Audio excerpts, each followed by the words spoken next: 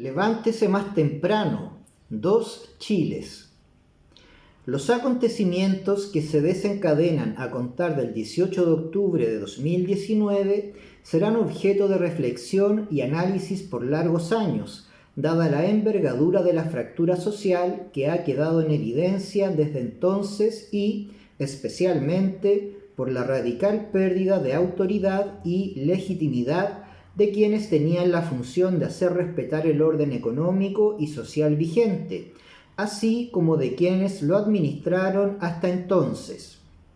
Se trata de una verdadera rebelión popular contra una determinada forma de vida, contra las estructuras de poder vigentes hasta entonces y que evidenciaban la existencia de dos países absolutamente diferentes dentro del territorio nacional e incluso dentro de una misma ciudad. Esa radical desigualdad es mucho más profunda que una distribución de la riqueza injusta o una inexistente igualdad de oportunidades. Se trata de un sistema social que se sostiene en el abuso y la explotación de la gran mayoría de la población, aquella que no tiene alternativas ante el alza del pasaje del Metro de Santiago o de cualquier otro servicio social licitado,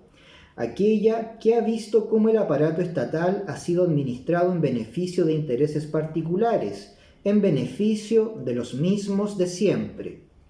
Son dos países, uno construido sobre los hombros y las espaldas del otro.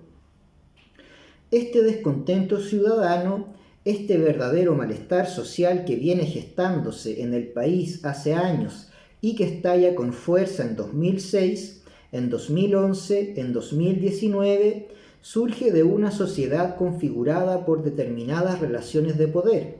caracterizada por la sistemática marginación del pueblo en tanto sujeto político, que ha sido privado del derecho de participar incidentemente de las decisiones que afectan sus condiciones materiales de vida. Podemos ver esta marginación en una serie de demandas que han protagonizado la historia de los movimientos sociales de los últimos 30 años al menos. Las demandas ambientalistas, así como aquellas que reclaman una descentralización territorial efectiva, pueden leerse no solo desde la necesidad de proteger el medio ambiente, sino también desde la reivindicación por una participación efectiva en los respectivos espacios de decisión política, por ejemplo, al fijar los criterios de la política nacional de energía. Las reivindicaciones de género, así como aquellas por el reconocimiento de la diversidad e identidad sexual, se construyen desde la necesidad de abrir espacios de participación a las minorías postergadas, en condiciones de igualdad para la socialización del poder asociado al género y a la identidad sexual.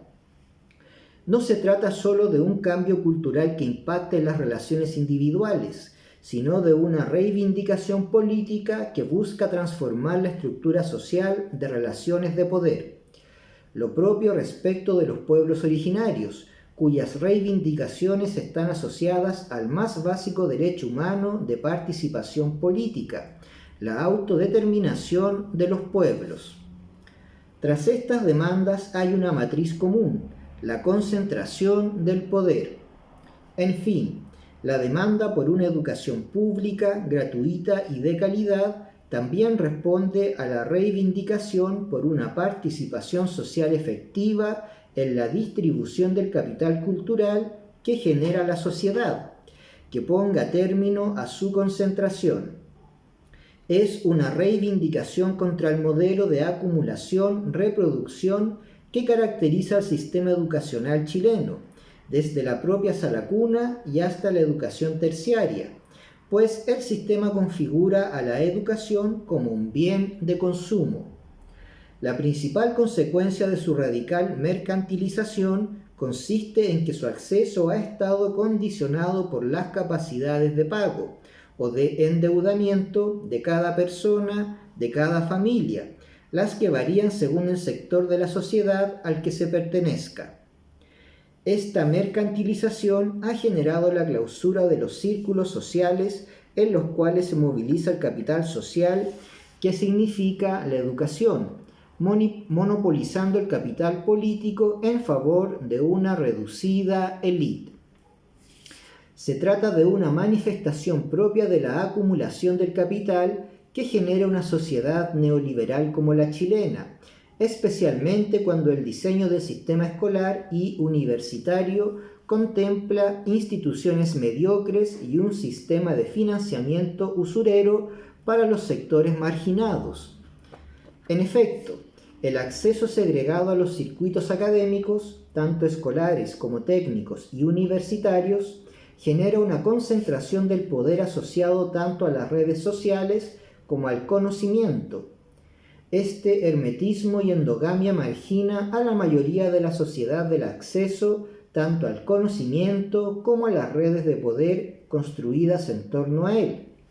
Así, la educación ha devenido en privilegio, pues, entendida como capital, se transmite entre quienes ya lo detentan, bloqueando la posibilidad de que la sociedad se beneficie del mismo e impidiendo su socialización. Lo propio respecto de las movilizaciones contra el fallido sistema de seguridad social, servicial a un modelo de acumulación capitalista para el financiamiento de la actividad financiera y del gran empresariado, antes que a la prestación de pensiones dignas y proporcionales tanto al estándar de vida que, supuestamente, promete el PIB del país, como a los ingresos percibidos durante la vida laboral. Se trata, en definitiva, de una reivindicación por mayor participación en los beneficios económicos del sistema. Como ya se ha señalado, detrás de todas estas demandas que han configurado los contornos del malestar ciudadano de los últimos años, existe un elemento común que pareciera unificarlas: el rechazo a determinada estructura de relaciones de poder. Se trata, primeramente, de relaciones de poder económico, social y cultural, que atraviesan la cotidianidad de la población. Luego, estas configuran relaciones de poder estrictamente político, a través de las cuales los intereses y necesidades de los diversos sujetos políticos se ven representadas, satisfechas o protegidas de diferente manera, según cuál sea su posición particular en las redes de poder a las que pertenecen y su incidencia en las decisiones que concretizan ese poder político. A su vez, dado el actual modelo de democracia, preferentemente representativa antes que participativa, estas relaciones de poder se proyectan hacia los espacios institucionales donde el mismo se ejerce, una de cuyas principales características ha sido su virtual clausura frente a las manifestaciones de poder popular. En definitiva, se está demandando una reconfiguración de aquella frontera que, a través de una exclusión masiva, vuelve irrelevante la soberanía popular. Estos antecedentes son fundamentales para comprender las profundas raíces políticas y sociales de la demanda por una nueva constitución y cómo es que surge en el contexto de no son 30 pesos, son 30 años. La intensidad del malestar social emana de un complejo tejido de relaciones de poder que, a su vez, responden a un determinado paradigma de sociedad que privilegia lo privado en desmedro de lo público, una sociedad individualista y mercantil. Ese tejido fue configurado durante la dictadura, siendo la constitución política el principal instrumento para su protección. Así, el pueblo parece levantarse contra una determinada estructura de relaciones de poder social, reivindicando su derecho a configurarlas autónomamente a partir de prácticas políticas y sociales emancipatorias para, luego, darse a sí mismo una nueva constitución. Se trata de la clásica distinción entre la forma de existencia política de la comunidad y las normas que le dan forma a través de un texto jurídico. Podríamos decir que una constitución responde a una manifestación preinstitucional del poder político, fuera de las lógicas jurídicas y, ciertamente, fuera de sus formas. La entidad de la crisis social es tan profunda que la cuestión constitucional chilena no se soluciona solo con una nueva constitución política, un nuevo texto jurídico, sino con una nueva constitución política de la sociedad, es decir, una nueva forma de existencia política de la comunidad, nuevas relaciones de poder. El desafío de este presente de crisis no se agota en cómo canalizar la demanda hacia la institucionalidad vigente, sino en cómo contribuir a que el pueblo, en tanto sujeto político, configure nuevas formas para un agenciamiento político autónomo y soberano. No basta con una nueva constitución que habilita al pueblo. La crisis social demanda un proceso político de reconfiguración del poder político popular, de modo tal que la decisión constituyente emane de prácticas políticas democráticas que le permitan a la comunidad decidir autónomamente, sin esperar habilitaciones desde arriba. En definitiva, una decisión tomada por un sujeto político autónomo, que logre sacudirse de las reglas de la dictadura y supere la crisis de la actual democracia representativa, complementándola con participación ciudadana incidente y el reconocimiento y protección de los espacios sociales de autodeterminación.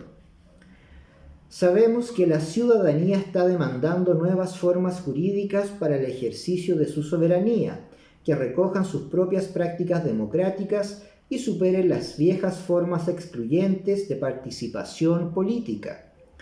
Para conseguir aquello, no basta con un texto constitucional libre de enclaves o trampas. Es necesario un proceso constituyente donde las clases subalternas puedan reivindicar sus propias prácticas políticas.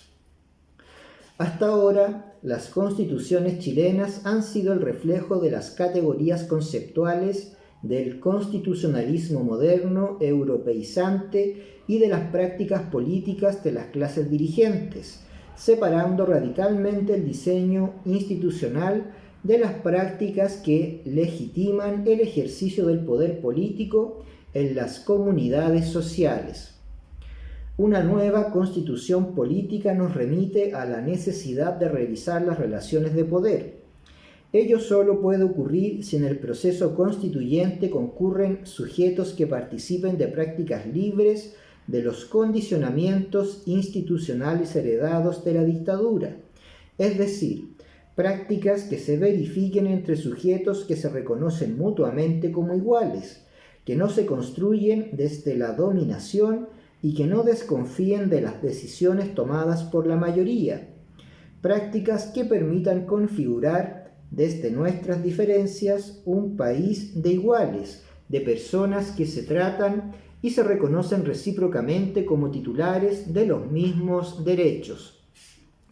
Ello significa, de alguna manera, leer esta rebelión popular, este rechazo masivo a una determinada forma de existencia política, desde las prácticas sociales que se han levantado a partir del 18 de octubre de 2019 en adelante, pues en ellas están las claves para comprender cómo podemos superar el momento de crisis sin que ello signifique volver a la normalidad que generó todo esto.